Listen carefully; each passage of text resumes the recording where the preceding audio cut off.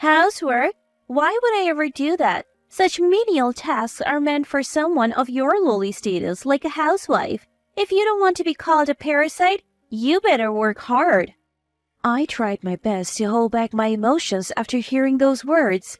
My nails dug deep into my palms as I clenched my fists tightly.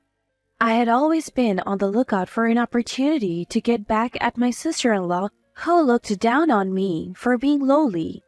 My name is Charlotte. I have been married to Mark for about 2 years. Initially, after our marriage, I intended to work alongside Mark. I can't let my wife work. It's against my pride. I'll earn, and I want Charlotte to stay home. However, due to his somewhat old-fashioned belief that I became a homemaker. Being a homemaker is quite challenging. I wake up early to take out the trash, prepare breakfast, and pack Mark's lunch. After Mark leaves, I clean the house, carry heavy grocery bags, and prepare dinner before he returns. Then there's dishwashing and cleaning the bathroom. There's always so much to do. With no time to rest, I sometimes feel it's better I'm not working. Around our 2nd year of marriage, Mark proposed, How about living with my sister? She said she wants to live with us. I think you two will get along. But I haven't really talked to your sister much. Will living together suddenly work out? Why this sudden proposal? We don't have our parents anymore. It's dangerous for a woman to live alone these days. I'm worried about her living by herself. Mark adored his sister. Having lost their mother at a young age and living with just their father and sister, it was natural for Mark to look up to his sister as a mother figure. In Mark's stories, his sister was always kind, wise, and dependable. Mark was enthusiastic, saying, Now it's my turn to protect her. Just meet her once. I'm sure you two will get along. He persuaded me and I agreed to meet Sophia. A long time no see, Charlotte. Hello, Sophia. It's been a while. I hope we can get along well from now on. I had only met Sophia once during our wedding greetings and didn't know her really well. She's an ambitious career woman, a graduate from a top women's university, and works for a major company. Mark often bragged about her, saying she earned more than him. Talking to Sophia, I could tell she was highly intelligent, probably due to her education. She was quick-witted and pleasant to converse with. She was stunningly beautiful, with every detail from her hair to her nails meticulously taken care of. I felt a twinge of jealousy when Mark commented on how beautiful she looked. We enjoyed our conversations at the cafe, and in the end, Sophia paid for everything. Seeing the thick wads of cash in her expensive-looking branded wallet, I couldn't help but get excited. I naively hoped that with her substantial earnings, our household income might increase.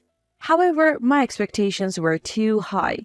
Living together was fun initially, probably because I treated Sophia more like a guest. I treated Sophia like a guest, which might have been why things were smooth initially. Sophia was in good spirits and even gifted me some barely used branded items, saying, I don't need these anymore. You can have them. I thought the 3 of us could live happily together. However, about a month into living together, Sophia's true colors began to show. Like Mark, Sophia had a high sense of pride. She constantly bought branded bags and accessories to compete with her female colleagues. Once the trend passed, she would discard them. Chasing after the latest trends, Sophia hardly saved any money and she didn't contribute to our household expenses. The branded items she gave me were just things she no longer needed. At first, I was happy to receive them, but soon I was overwhelmed with the sheer number of items she pushed onto me.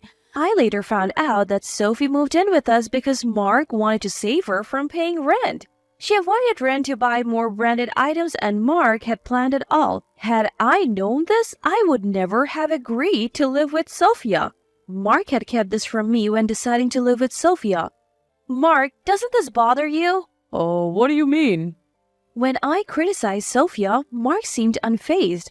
As long as my sister is happy, I'm happy. I'm just glad to live with her again. Yes, Mark had an extreme sibling obsession.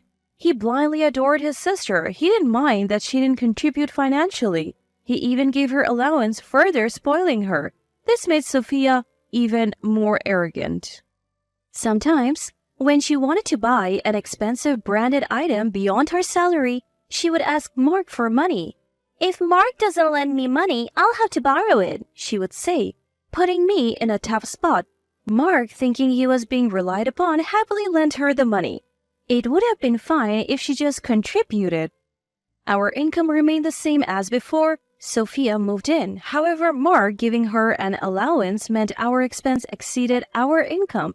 Plus, having an extra person increased our living cost.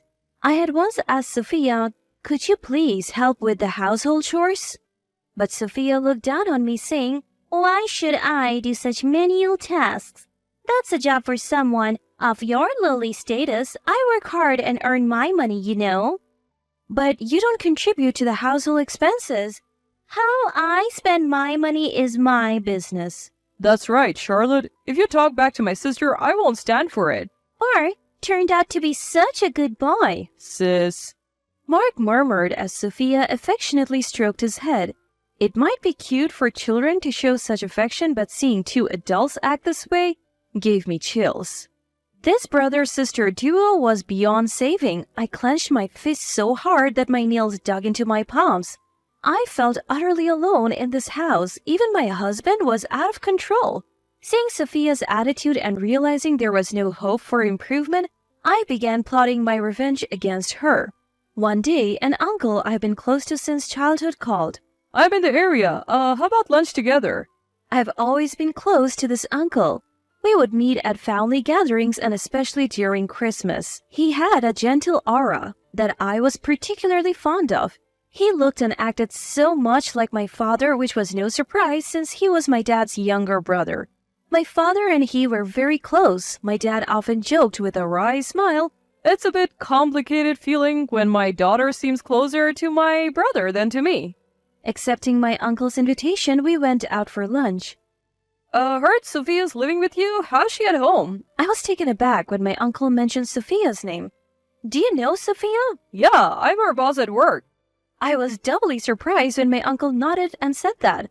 Sophia is excellent and works hard at the company. I sometimes worry if she's getting enough rest at home, but I guess I shouldn't pry into her private life. When I learned about the relationship between Sophia and my uncle, I had already devised a plan for revenge against her. If you want to see Sophia's usual behavior, it might be best for you to see it firsthand. I promised my uncle that I would secretly show him Sophia's usual behavior, and we just had lunch together before parting ways. Later that evening, I decided to invite my husband and Sophia to a restaurant for a discussion. I managed to persuade the two, who seemed to have no suspicions, and booked a table at the restaurant. I later reserved the seat next to ours for my uncle. Conveniently, there was a partition between the seats. You could hear the conversation from the next seat, but you couldn't see the person. A few days later, my husband, Sophia, and I sat at the reserved table. My uncle should already be seated next to us. "So, what's this discussion about?" As soon as she sat down, Sophia asked me in a curt tone, "Well, why don't we order some food first?" I tried to calm things down by handing Sophia the menu. After ordering, water was served. I took a sip to ease my nerves before broaching the subject. The truth is, I invited you here because I have something to discuss. I want to live separately from Sophia." At my words, Sophia looked at me with disdain and said, "What do you mean?" I feel like I have reached my limit living with Sophia. Her closet is full of luxury items. She doesn't contribute financially to the household, and I wish she would at least help with the chores. "Why should I do housework? Isn't that something for low-status people like housewives? Why should I do it?" That's right, Charlotte. Don't be selfish towards my sister. Who's being selfish? And since when is being a housewife considered low status? Are you challenging me? This must be a joke. Sophia, seemingly agitated, grabbed a glass of water and splashed it on me. "You should just do the chores in my place. You don't even earn money. So don't you dare tell me what to do." The restaurant went silent after Sophia's outburst. Sophia seemed out of breath from shouting so loudly. "So, Sophia." A man's voice hesitantly called out to Sophia. Recognizing the voice, Sophia looked shocked. "Manager, why are you here?" "My uncle. Is there a problem?" I calmly replied to Sophia as I wiped the water off with a handkerchief. You set me up?" Sophia glared at me with a horrified expression, but it was too late. My uncle looked utterly shocked at Sophia. Sophia, no matter how talented you are, this behavior is unbelievable. Manager, please wait. This isn't what it looks like. What's different? To me, it looked like you were belittling my niece. I mean... My uncle sighed deeply at Sophia's attempt to explain. Sophia, even if you're a valuable employee, I question your character. If this is how you behave in your personal life, I would have to reconsider entrusting you with tasks in the future. Oh. Sophia's face turned pale. Her pride visibly shattered. My uncle then turned to me with a kind tone. Charlotte, I'm glad I could see Sophia's true colors. Thank you for your cooperation. No, thank you for your help. Now, I can leave Sophia and my husband without any worries. What do you mean by leave? Mark's voice trembled. Mark, I want a divorce. I have already prepared the divorce papers. Just sign here. I pulled out the divorce papers from my bag. My section was already filled out. Divorce? Why? Why not? Don't let me say I don't know. I slammed the divorce papers on the table. The palm hits the table and makes a loud bang. If you want to live with your beloved sister so much, do it without me. I can't deal with you two anymore. Sign it now. With trembling hands, Mark signed the divorce papers. I checked to ensure everything was filled out correctly and put the papers back in my bag. I'll submit these to the court. I'll pack my things and move back to my parents' house. Thank you for everything. I stood up, apologized to the other customers and staff for the disturbance, and left the restaurant. After Mark and I divorced and I moved back to my parents' house, rumors about the incident spread at Sophia's workplace. She became the laughingstock even among her brand-conscious female colleagues.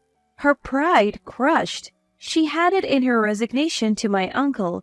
Sophia and Mark still live together even though she's unemployed. Sophia refuses to lower her living standards and doesn't do any housework.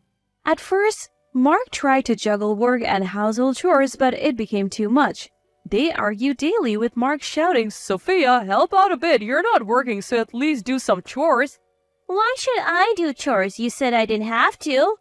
That was then. This is now. It seems the siblings bicker every day. Their close-knit relationship was only possible because I was there to handle all the household chores. On the other hand, after moving back to my parents' house, I started looking for a job. Even with a gap in my resume due to being a homemaker, I found work as a housekeeper providing home cleaning services.